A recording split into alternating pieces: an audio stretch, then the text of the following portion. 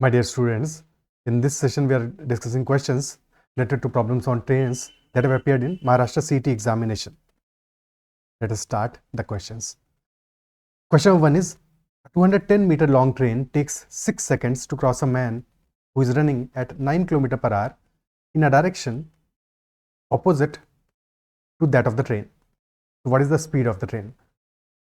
Person जा रहा है ट्रेन के ऑपोजिट, दोनों की स्पीड ऑपोजिट है, पर्सन की स्पीड गिवन है हमें, ट्रेन की स्पीड लेटर से एस है, क्योंकि दोनों ऑपोजिट डायरेक्शन में जा रहे हैं तो स्पीड्स ऐड अप हो जाएंगे, रिलेटिव स्पीड क्या हो जाएगा? Relative speed will be S plus 9. Is that clear? Now time लग रहा है 6 सेकंड्स का ट्रेन को क्रॉस करने में, और ट्रेन कितना क्रॉस करने में, लेंथ कितना ट्रैवल करेगी? अपनी लेंथ के बराबर, ट्रेन की जो लेंथ होगी उतना ही लेंथ ट्रैवल करेगी. ठीक है, सो अगर ट्रेन का लेंथ एल है और 210 मीटर अच्छा गिवन है क्वेश्चन में, तो अगर ट्रेन का लेंथ 210 है और टाइम लग रहा है 6 सेकंड्स का, तो स्पीड क्या आ जाएगी? Relative speed that is s plus 9 is equal to distance upon time 210 by 6 which is 35 metre per second. Okay, but ये s प्लस 9 हमारा किलोमीटर पर आवर में है, तो इसको मल्टीप्लाई करेंगे किससे? We will multiply this by 5/18, तब metre per second में आएगा. Is that clear? 5 से 7 टाइम्स जाएगा, तो s plus 9 is equal to 18 into 7, 126 kilometre per hour. तो s is equal to 117 kilometre per hour. Answer हमारा आ जाएगा 117 kilometre per our, option C. Clear है? अच्छा, 126 ऑप्शन भी नहीं दिया था, दिया होना चाहिए था at least. Okay, next question. 150 metre long train passes a man who is running at 10 km per hour in the same direction in which the train is going in 15 seconds.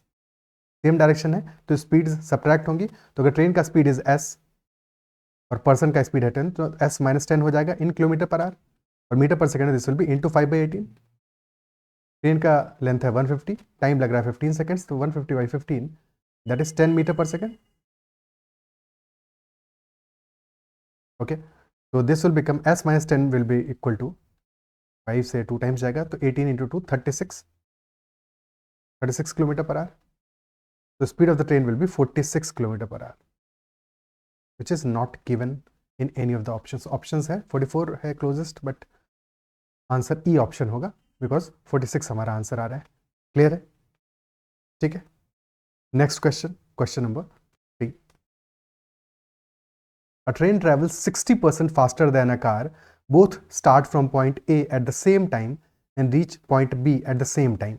तो पॉइंट A से दोनों start कर रहे हैं, train भी और car भी, और सेम टाइम पे स्टार्ट कर रहे हैं और पॉइंट बी पे भी सेम टाइम पे पहुंचे, जबकि स्पीड्स में डिफरेंस है. स्पीड्स में डिफरेंस है, ट्रेन का स्पीड 60% फास्टर है कार से, तो 60% इज 3/5.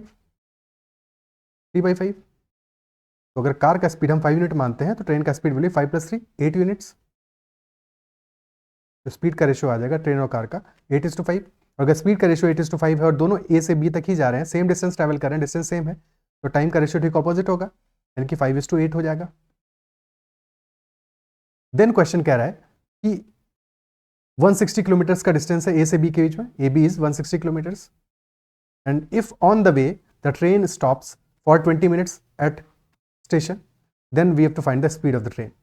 20 मिनट्स के लिए बीच में रुक रही है, तभी दोनों सेम टाइम पे पहुंच रहे हैं, अदरवाइज जब स्पीड में डिफरेंस है तो टाइम में डिफरेंस होता है, यानी कि कार से पहले ट्रेन पहुंच जाती, बट क्योंकि बीच में ट्रेन स्टॉप कर रही है 20 मिनट्स के लिए, that is why both are reaching at the same time. Start भी सेम टाइम पे कर रहे हैं और रीच भी सेम टाइम पे कर रहे हैं, तो जो टाइम का डिफरेंस है बीच का 5:3, ये जो बीच का 3 यूनिट है, that must be equal to 20 minutes. क्या ये बात समझ पा रहे हो?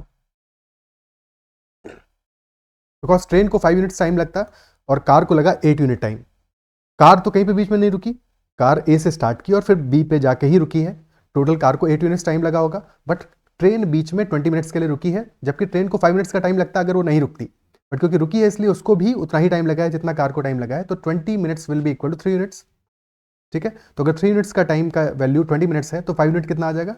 1 unit will be equal to 20/3, तो 5 विल बी 5 × 20/3, यानी कि 100/3 मिनट्स का टाइम लगेगा टोटल ट्रेन को इन travelling 160 kilometres. In traveling 160 kilometers, time taken by train will be 100/3 minutes. So speed of the train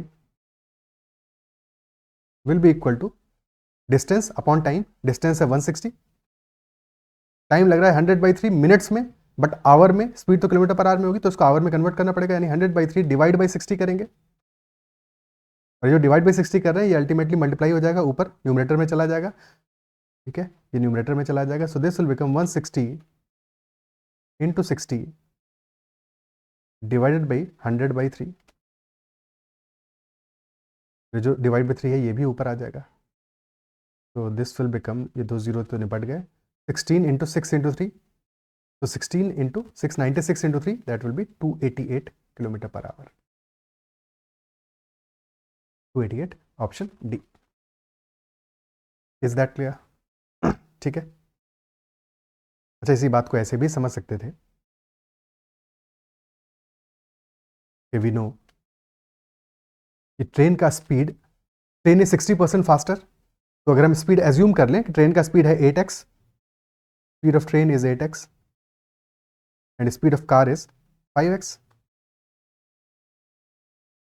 और ट्रेन 20 मिनट्स कम टाइम ले रही है कार से इन ट्रेवलिंग 160 किलोमीटर्स, तो we can say that time taken by car कितना होगा, 160 divided by 5x, और time taken by train will be 160 divided by 8x, दोनों का डिफरेंस कितना है, that is equal to 20 minutes which will be 1/3 hours, because speed तो kilometre per hour में 1/3 hours के बराबर होगा। ये इक्वेशन हमारी बन गई। तो this will be equal to 160/5x is 32/x, 160/8x is 20/x, तो 32/x minus 20/x will be 12/x which is equal to 1/3, cross multiply करेंगे तो x will come out to be equal to 36। जैसे ही x equal to 36 आ गया, आप value put कर दो, कार की स्पीड भी आ जाएगी और ट्रेन की स्पीड भी आ जाएगी। तो ये इक्वेशन बना के भी इसको सॉल्व कर सकते हैं। Is it clear? क्या ये बात समझ में आती है? ठीक है। तो दोनों तरीके हैं जिसमें भी कंफर्टेबल हो, और दोनों तरीके समझ में आने चाहिए, दोनों तरीके हमें पता होने चाहिए एग्जाम में, जिसमें भी जो पहले क्लिक करेगा उसको अप्लाई कर देंगे। क्लियर है? Next question, a train overtakes two persons walking along a railway track. The first one walks at 4.5 km per hour and the other one walks at 5.4 km per hour, and the train needs 8.4 and 8.5 seconds respectively to overtake them. Overtake करने का मतलब क्या हुआ कि same direction में है,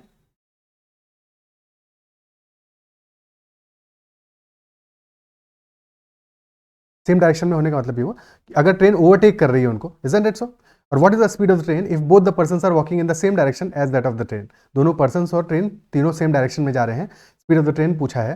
अगर train को 8.4 और 8.5 सेकंड लग रहे हैं, ट्रेन दोनों ही केसेस में लेंथ कितना ट्रैवल करेगी? अपनी लेंथ के बराबर ट्रैवल करेगी, यानी कि डिस्टेंस तो सेम है। अगर डिस्टेंस सेम है, टाइम हमें दिया है 8.4 एंड 8.5,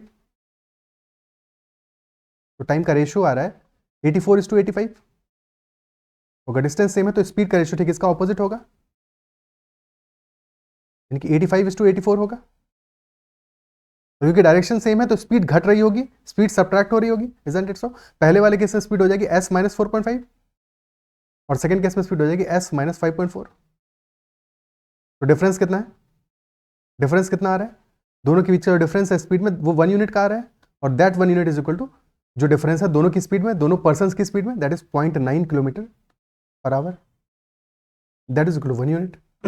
अब किसी भी एक केस को सॉल्व कर लो, किसी भी एक को सॉल्व कर लेते हैं। तो अगर हम 85 के लिए देखें, s माइनस 4.5 यहाँ पे स्पीड था और s माइनस 5.4 था सेकेंड केस में। s minus 4.5 will be equal to 85 into 0.9, तो s will be equal to 85 into 0.9 plus 4.5। 4.5 क्या है? 0.9 इंटू 5 है, यानी 90 into 0.9, that is 81 kilometre per our. Speed of the train will B 81 kilometre per our, option D. Okay, ठीक है। Next question करते हैं। Next is a train travelling at 48 kilometre per our completely crosses another train having half of its length and travelling in opposite direction at 42 kilometre per our in 12 seconds. Time लग रहा है 12 second का। पहली train की speed है 48 kilometre per our, speed of the second train is 42 kilometre per our, and length of the second train is half of length of the first train. तो अगर first train की length को हम 2x मान लेते हैं, length of train number 1 is 2x मान लेते हैं, तो length of train number 2 will be x, total length जब दोनों ट्रेन एक दूसरे को क्रॉस करेंगी और ऑपोजिट डायरेक्शन में जा रही है, टोटल लेंथ हो जाएगी 3x हो जाएगी, और 3x को क्रॉस करने में टाइम लग रहा है 12 सेकंड्स का। स्पीड्स एड अप हो जाएंगी 48 + 42, तो स्पीड हो जाएगा 48 + 42, but that is in kilometre per hour, तो मीटर पर सेकंड में कन्वर्ट करने के लिए इंटू 5/18 करेंगे। ये तो आ गया speed in metre per second और multiplied by time that is 12 seconds, तो इससे हमें लेंथ मिल जाएगी। तो length will be equal to, this is 90 into 5/18 यानी कि 25 into 12, 300 metres. 3x is equal to 300 metres यानी कि x इज इक्वल टू 100 आ गया। तो length of first train will be 200 metres. क्योंकि क्वेश्चन में आगे पूछा है it also passes a railway platform in 45 seconds. It कौन सा, पहला वाला ट्रेन, फर्स्ट ट्रेन जिसकी लेंथ 200 मीटर्स आई है। तो फर्स्ट ट्रेन एक रेलवे प्लेटफॉर्म क्रॉस करती है 45 सेकंड्स में। वी हैव टू आइडेंटिफाई कि what is the length of the platform. Okay, तो let us say length of the platform is equal to LP, length of platform, plus train की length है 200। Total इतना distance travel करेगी train और 45 seconds में travel कर रही है डिस्टेंस, और ट्रेन की स्पीड है 48, तो 48 स्पीड है किलोमीटर पर आवर में, 48 into 5/18 will be metre per second multiplied by 45। 9 से काटेंगे तो 2 आया, 5 आया, 2 से 24 आया, 24 into 25 which is equal to 600 meters. So length of the platform will be 600 minus 200 which is equal to 400 meters. 400 meters will be the answer. Option A. Is it clear? ठीक है, next question करते हैं।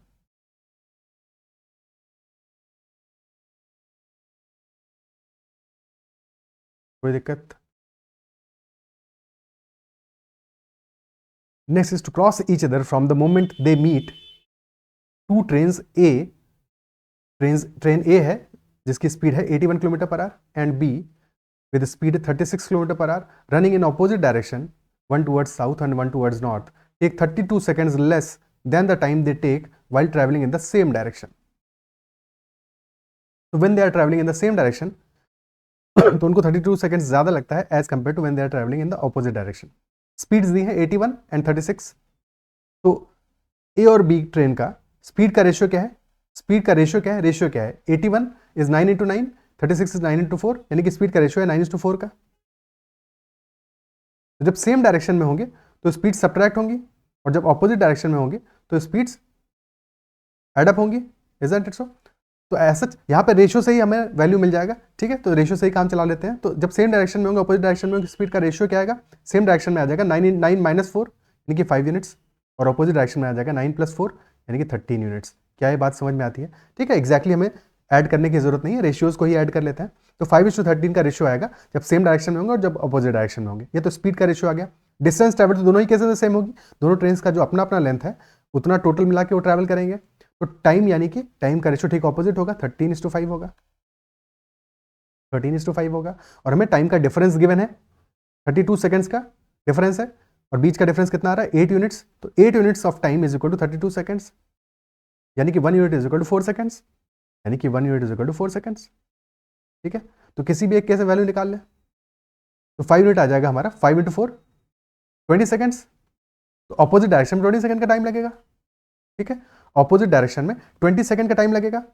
और फिर question कह रहा है if length of train B is 80 metres more than length of train A. तो अगर लेंथ ऑफ ट्रेन ए हम मान लेते हैं, length of train A, let us say that is equal to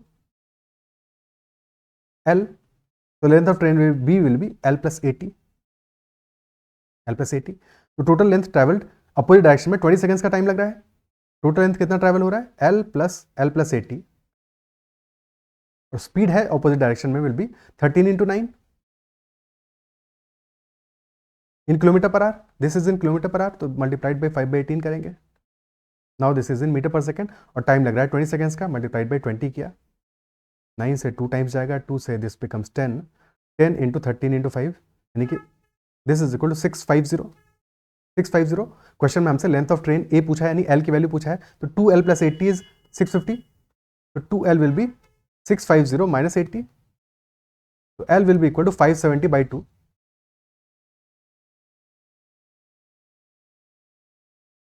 which is equal to 285 meters, option E।